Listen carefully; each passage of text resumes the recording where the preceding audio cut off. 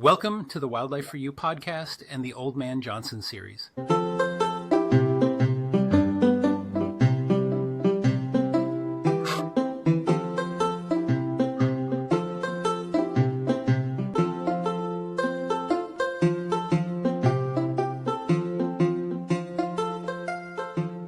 Hey everybody, and welcome to the Wildlife for You podcast. I am your host, Daryl Radijak, and I'm joined here by my great friend and brilliant co-host, Stephanne Payne.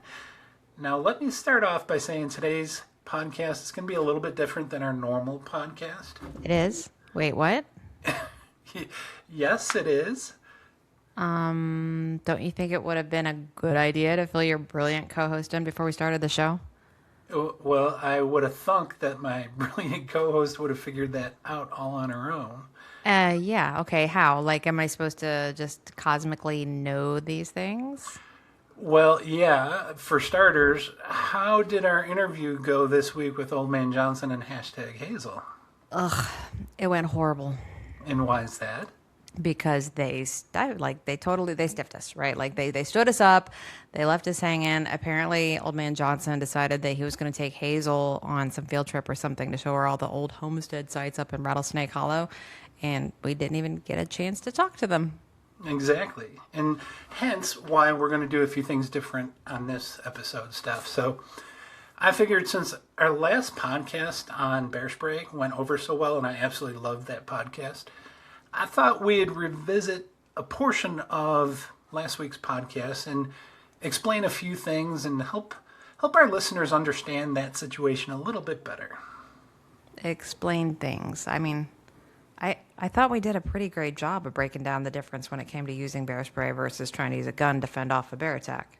Oh, I think we did too. But I think most rational folks listening to that podcast, they do understand or would understand that bear spray probably is likely the much, much better choice for the average Joe and Jane that are recreating in bear country.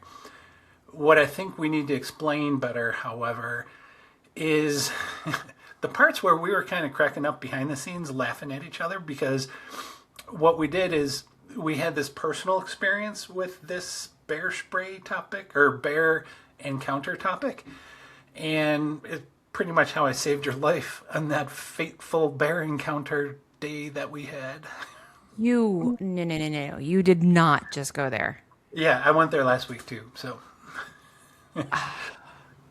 Okay, then yes, by all means, sir, let us please break this down for our listeners so that they have an exact understanding of what actually happened during our fateful encounter.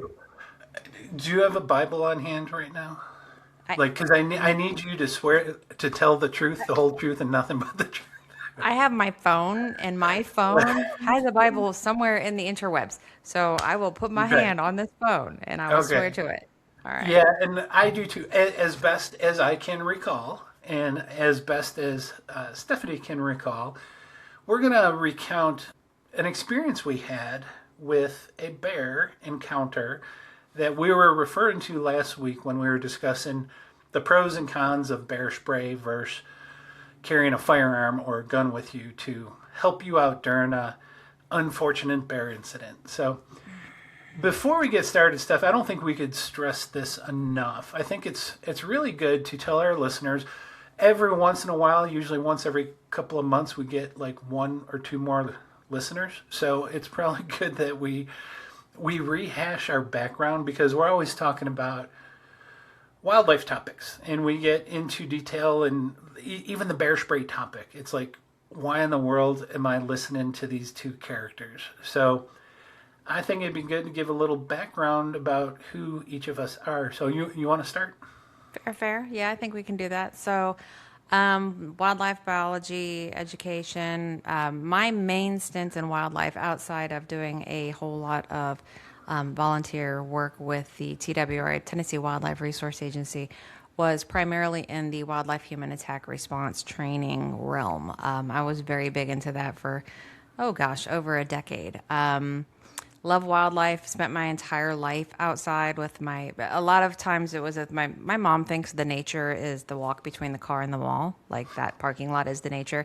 So my passion for wildlife actually probably comes from my dad because we were always out in the woods, camping up in, Canada and in Wisconsin and Minnesota and hunting and fishing. And we were always outside. So lover of wildlife my whole life. The nature. My mom used to be the same way. Like the nature was this place that you can talk about and visit every once in a while, but you don't want to stay there. Correct. Correct. That is my mom as well. Well, good background, and I'm sure most folks who have followed wildlife for you know that I am, unlike Stephanie, I am a career wildlife biologist. Stephanie realized there was no money to be made in wildlife, so she chose a path for her career that actually earns money, whereas I stuck it out and just followed my passions and scraped by. Thankfully, I was able to support a family. Anyway, I got my degree in wildlife biology way back 1992, but Hey, quick question. Was that diploma, was that carved on a stone tablet? chiseled, not carved, Chiseled. Oh, chiseled stone. Yeah, it's yeah. You can carve wood, you got a chisel stone. thank you. Anyway, like Stephanie, my dad took me hunting, camping, fishing. So I was out in the woods. I always wanted to live my dad's vacation. He worked hard in a factory, and I wanted to live the vacations that we had together. So fortunately, I made a career out of wildlife biology, and I was fortunate enough to fall into this world of large carnivore biology. So started my career working with black bears in the Smokies. Then I moved up to working for the State Wildlife Agency, doing big game stuff. So deer, elk, bear, wild hogs, just all the big charismatic animals. And so here I am 30 some years later, and I'm still doing it. And I do this wildlife education. We don't make any money. No, we do not. We pay money. Yeah, actually, we lose money doing this, but it's fun. I love educating people about the do's and don'ts with wildlife because I'm passionate about them and I want to do whatever I can to keep them safe and occasionally keep people safe too. So, anyway, another thing that might be pertinent here, Steph, how did we meet? Oh, okay. So I'm an apex predator human dynamics specialization. So I have a passion for cougars and like Daryl for all of the megafauna, but cougars are really my jam for North America. Um, and I had sent an email to a guy well, I had sent it to the TWRA, and a guy responded back to me, and he was kind of a jerk. He kind of blew me off. It wasn't And this then guy. It wasn't this wait, guy. hold please. We'll get there. We'll get there. Hold that horse, sir. Yes, ma'am. So, and then I see the same guy like totally being kind of an arrogant jerk again to somebody on the news. It was like on some news channel episode that I had seen. So there was a meeting of the Wildlife Society that was happening on the other side of the state. So at the time, Daryl lived in Tennessee as well, but I live in Tennessee. So Tennessee is shaped kind of like a big long rectangle, but with the little East to angles. west, it's a Yeah, long way. so I was going from I literally drove to, because I heard this guy was going to be at the Wildlife Society meeting, and I was going to have some words with this guy and give him, because I'm not some, fly by the seat of your pants person you could just talk to that way. So I drove from the very southeastern corner of Tennessee all the way across the state to the very northwestern part of the state. So I drove 6 hours to give somebody a piece of my mind. So I show up and I'm doing my lurker routine. There's a ton of other wildlife students there, and at the time I was still in college. We'll just call me not the traditional wildlife student. Yeah. Number one, I was a geezer compared to everybody else. Most of them had not yet gone through puberty. But in addition to that, I don't think I fit the mold. Maybe that's the right way of saying it. Yeah, because I believe I had no idea, like other than an email, I had no idea who you were. And when you walked into the Wildlife Society meeting, I was like, I think somebody's lost. Exactly. And lo and behold, as soon as you said who you were and what was going on, it clicked that you were about to have a throwdown with one of the guys I worked with. Yeah. So, Well, not just worked with, but so like I tell Daryl why I'm there. Like literally, I tell him I am here to chew out so and so, because this was inappropriate. You know, you've got to be these people, all of us people. We are the customers. We essentially pay the bills. And Daryl's like, oh, he's not here, but I'm his boss, and I'm like, well, let me borrow your ear. So yeah. then, I guess The rest is history. history. Needless Yeah. to say, folks, I saved Someone. probably pulling someone out of the bottom of the Tennessee River that day because I talked Stephanie off the ledge. But come to find out, she's a pretty brilliant wildlife biologist. She had not received her degree yet, but having talked with her, she wanted to get involved, really passionate about it, and we started doing some volunteer work together. And so I will say, I think one of the strengths, one of my passions, I mentioned how much I love talking to people and educating people, but I'm not really good on the communication side of things. As Wait, far wait, as wait. Well, wait, that's not fair. Maybe you weren't in the past, but you are now. Just to clarify. Carry on. so I leaned heavily on Stephanie to develop some media tools for me, like graphics and just redesign things because talking to the public, government agencies are horrible. And she had a background that was far away from wildlife. She loved wildlife, but she was just so skilled with these other proficiencies, and she helped me create some just crazy cool media stuff that we then used at the agency. So besides that, I remember asking, didn't you helped us in the very, very early stages with Bearwise and trying to get some messaging for that? Yep. But also, besides that, in the field, she had volunteered to help with some bear bait stations. I know we were trying to record some bear videos for educational purposes. And then I probably learned more from you than you learned from me, is doing cougar investigations. So explain a little bit about cougar investigations that we did. Oh gosh, which ones didn't we do? Like, we've done a lot of them start with a picture usually, because if there's not at least like photographic evidence, there's not a whole lot that you can have there. But it would usually start with a picture, and then there's a lot of, at the time, this is a little bit before you could do really easy like Google Lens types of things, but at the time, I would do a lot of reverse lookups, a lot of looking at the metadata on the back of the not the physical back of the image, but behind the image, what's embedded in it. And then you and I one of my favorite things that we did, besides the bear bait stations, don't get me wrong, those were super fun. But when we would actually go out into the field, and like we did with do you remember the melanistic coyote? Oh yeah, yeah. Yeah, like The that Black one we actually the went Black there. Panther story. Yeah, that was a really good one until we saw some of the other pictures. Yeah. That were just, yeah. But anyway, yeah. So, and sizing things, like you just use, people don't understand how bad perspective gets whenever you're looking at either a 2D image, or even your eyes can't be trusted with anything greater than about 20 yards away. Things just start to get skewed. So a lot of that was just that kind of work. It was fun. Oh yeah, I miss it. Me The too. field work, like I enjoy not having to do it, but I miss doing it on occasion. So that was always great stuff. So needless to say, Stephanie and I kind of struck up a friendship while she was in school to become a wildlife biologist, and she ended up graduating and getting her degree in human wildlife dynamics.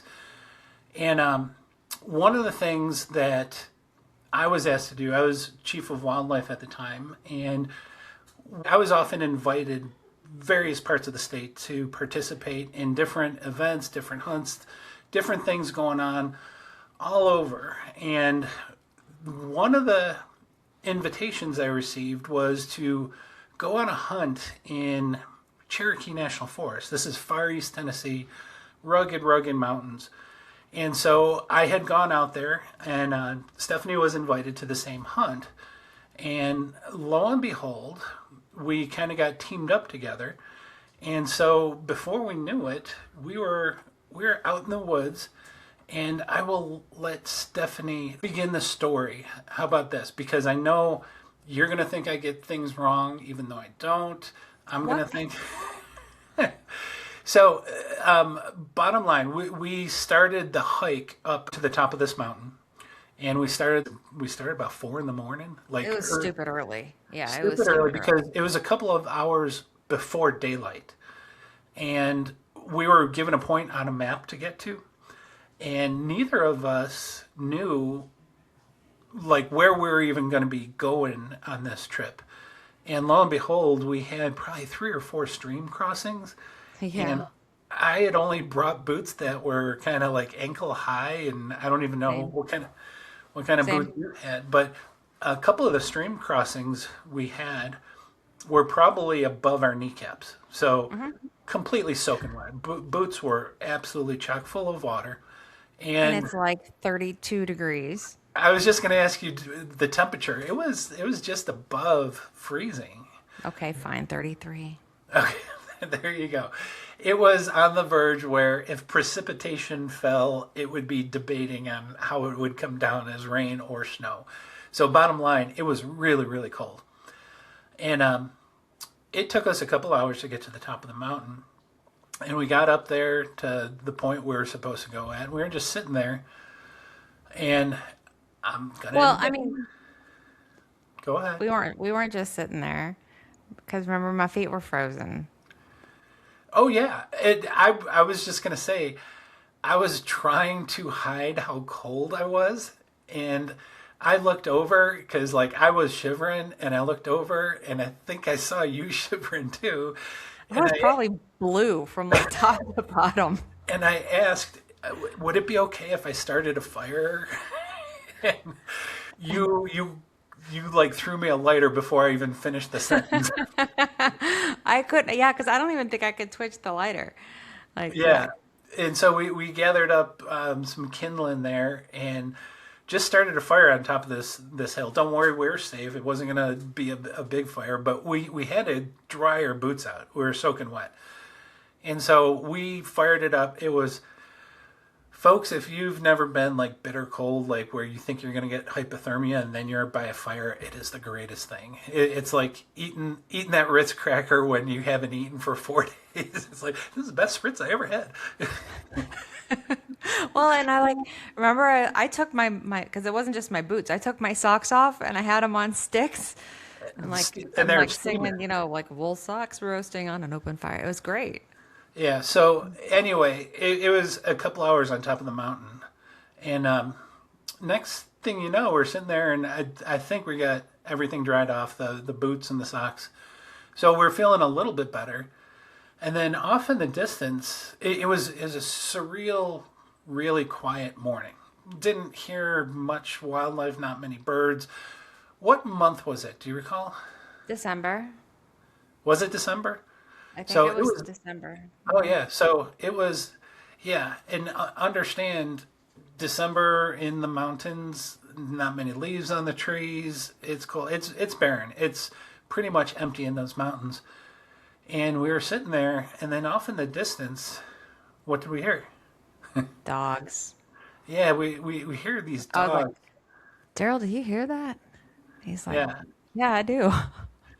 yeah, and we're sitting there listening, and you just hear them going like crazy up on a ridge. It was far away. It was on. It Yeah, wasn't on yeah. our ridge. It was on a different ridge. We even had a And conversation about that. Like, where yeah, the oh, they're over there. Okay, so they're not near us. It's fine.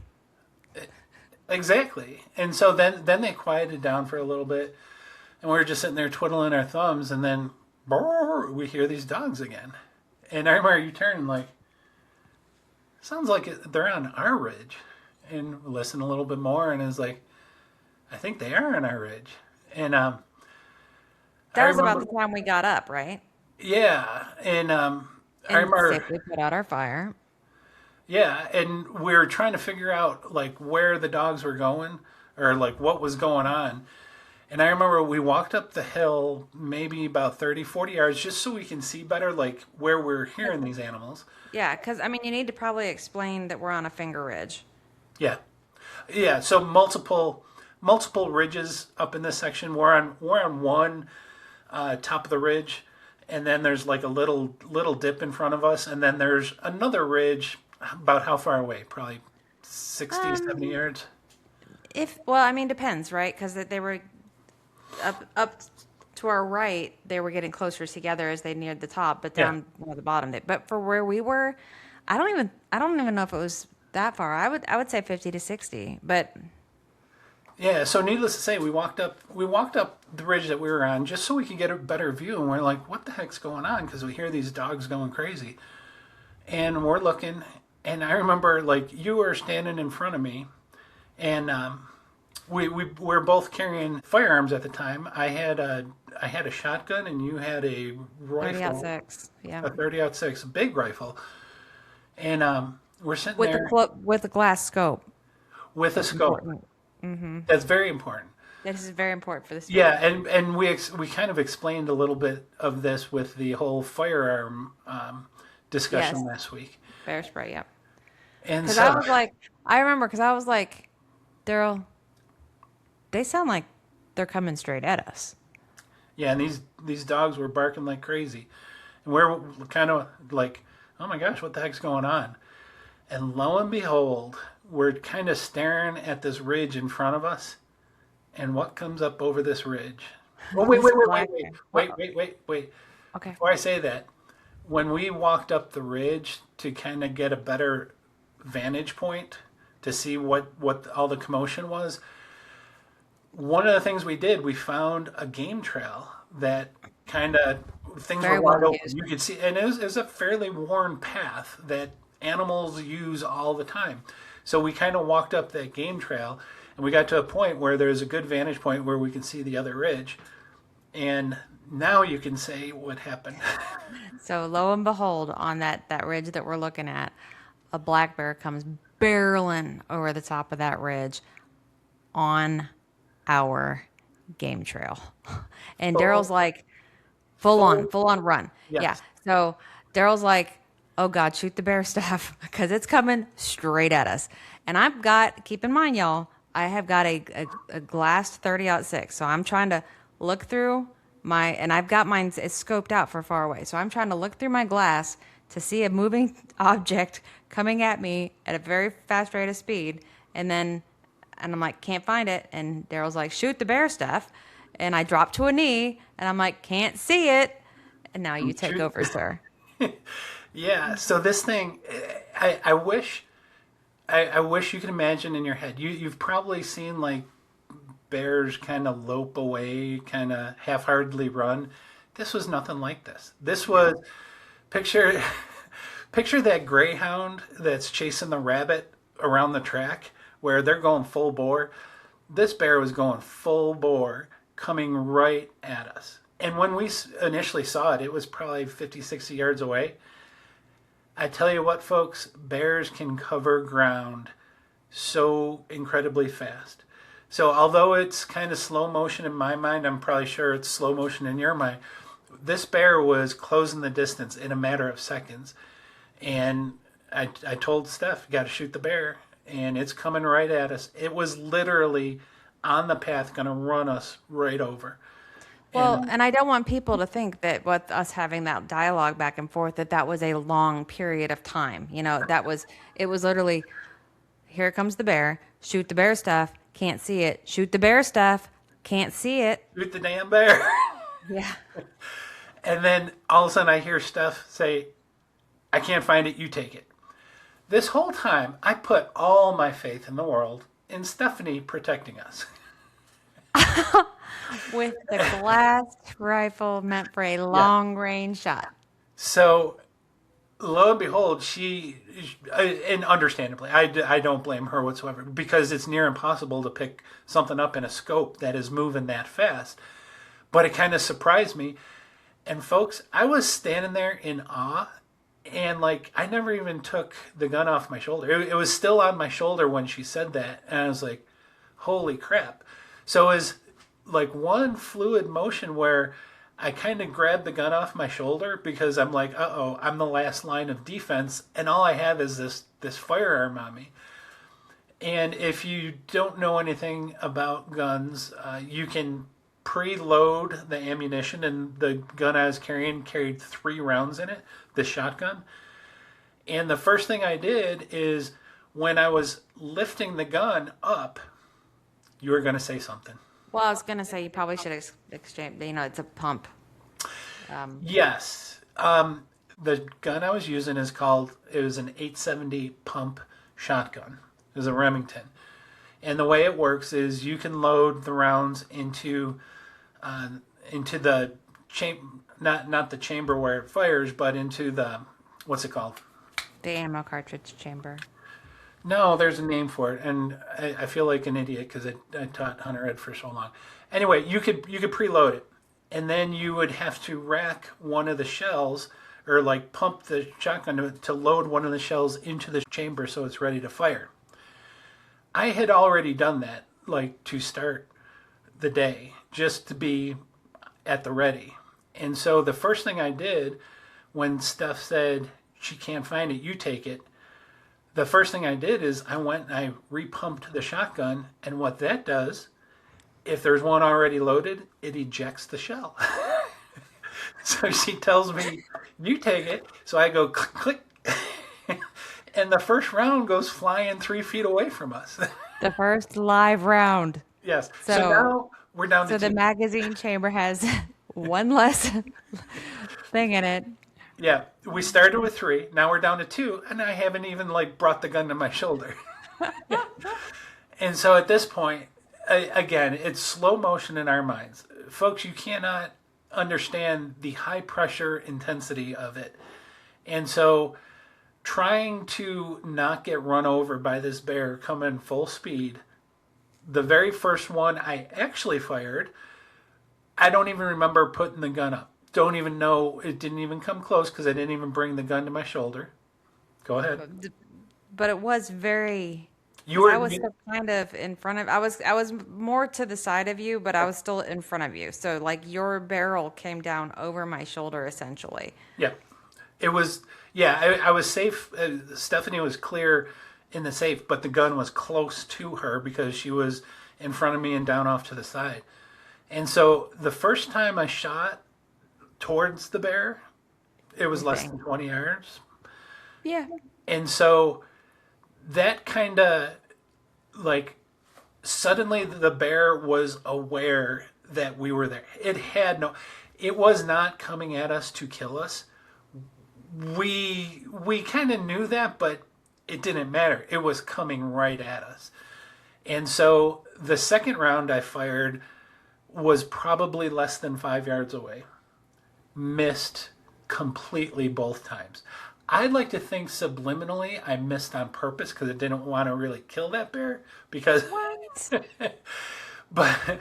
but this idea that, oh, when I go out and if there's a bear charging at me, I'm going to be John Wayne and shoot it between the eyes, is absolute horse hockey. Because your brain goes one direction, your body goes in another direction, unless you train to get them synced up. Boy, it is intense. Needless to say, folks, the second shot, like the bear's eyes kind of bulged like, oh my gosh. And the bear realized there were 2 people standing Right in front of it at that point. Yeah. and it veered ever so slightly and it ran by full speed. How far away from us? Oh my God. A couple feet? A couple feet maybe. Like Yeah. maybe only a foot. Yeah, It was close enough where I almost got pushed, like if it was any closer it would have hit me on the leg. So imagine a full-on bear barreling at you and just missing you by a foot or 2. And That's to exactly be completely clear, like Daryl was saying, the bear, until he fired those 2 shots, the bear, I don't think was even because aware of us. yeah, I don't think the bear was even aware of us. It's kind of like that T-Rex on Jurassic Park, where if you're not moving enough, the thing doesn't recognize you or whatever. Yep. it was going to, I really do believe in my heart of hearts it would have just plowed us over. I like you, it wasn't coming at Oh, us it would have to do us apologized. damage, but yeah. Yeah, and I kind of felt bad because it ended up that Bear was running away from those dogs, and we were just in his way. We like, I don't know, everything unfolded within a matter of seconds. It's just crazy how quickly these things happen, and yeah, you relive it in your mind, and you could recall all these crazy little tiny details, but if we could have showed the video of this thing 25 times already because it just happened so quickly. Super quick, yeah. The funny thing is after the bear ran by, you're like, "Where did it go?" And I'm like, "What?" Because I couldn't hear because of the gunshot going off by my head. Yeah, it's not a good idea to fire a shotgun at close range when someone is like right next to you with the barrel like only a foot or two away from the top of their head. So, but again, safety was taken, but the safety part was let's get this bear to not run us over. And Yeah. I can say with the heart of hearts that I saved you, Steph. Oh my. Okay, you definitely. Okay, no, I'm not even gonna give you a response on that one. I love you though. If it makes you feel any better. No, I think truthfully that's probably why we've worked together for so long now. It's one of those things where it wasn't our first time meeting, but it's like that's a heck of a story that so few people ever will get to experience it. And it's like, well, at least we had that in common. So a near death situation of almost getting run over by a bear. And a near-death situation definitely has a way of bringing people together. Yeah. So anyway, when you hear us snickering and laughing about that event, it was like we realized that again, so few people would ever experience anything like that. And it turned out great. It was fantastic. The bear lived. I saved Stephanie. It yeah, it couldn't have turned out any better because I couldn't have asked for a better wildlife partner out of that whole ordeal. You're lucky you ended that way. I had to make up for it, but yeah. So that's what we were referring to in the last episode when we were talking about the benefits of firearms versus bear spray. Now, again, both of us are very experienced with firearms. We grew up with a dad that would take us hunting and fishing and shooting. So we're pretty adept at using these things. But in a surprise encounter with a bear, you don't have time to think. And unless you train for this, you have no idea how you're going to react. And so it was definitely, that's why I will always be a huge proponent for bear spray as your first line of defense, especially if you don't have much experience with firearms or you don't practice. And I'll admit, we don't practice for those surprise encounters like that. Correct. I would agree with that statement. So, do you think we clarified our situation? People will understand better. I still think we need to talk to the public and tell them a little bit more detail about, about how we first met at the Wildlife Society, but we'll save that for another episode. We'll save that for another day when we get stood up by OMJ and hashtag Hazel. Yeah, so we will be back with them in a couple of weeks. I know, believe it or not, folks, I'm going out of town next week, so we're recording this one a little bit earlier, but I will drop it at the usual time. And so do you think we're going to end this today and about time we wrap up this episode? I do. But I must say, this definitely was fun because it felt good to get my side of the story, which is the truth, out there. And, You know, I was just going to say, it'd be so funny. I wish we could do it. We probably could do it if we were more skilled.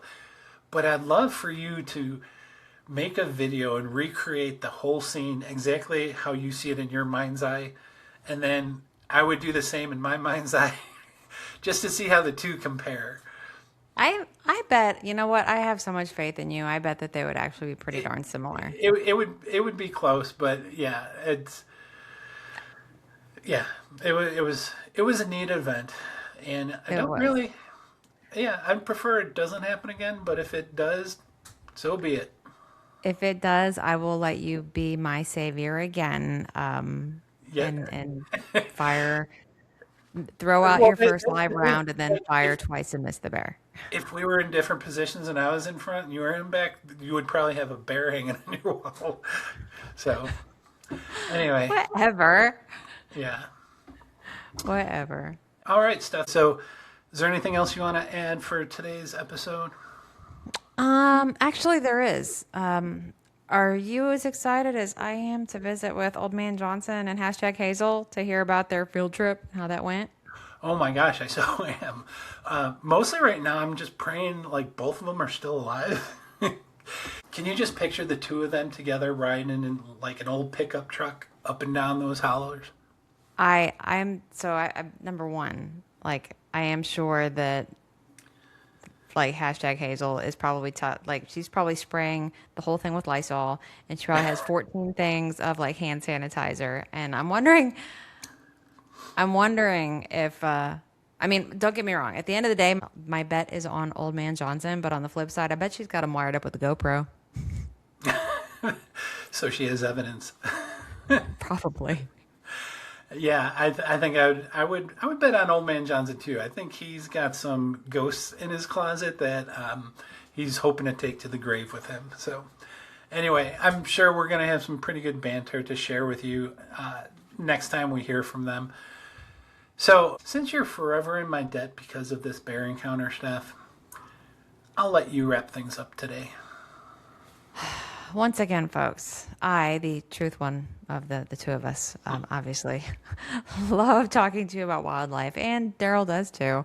And we do love trying to clear things up with some of that misinformation that you hear about out there. And in addition to us liking to do that, we also love listening to you. So if you have any topics that you'd like for us to explore, reach out to us. You can always either reach us through our wildlife Facebook Messenger, or you can email us at wfyquestions@gmail.com. Yes, folks, and we would absolutely love to hear from you with whatever topic ideas you may have, any compliments. Heck, you can even throw in a couple criticism if you like. But we do thank you for listening. And remember, when it comes to wildlife, your knowledge often means their existence. Thank you and be well.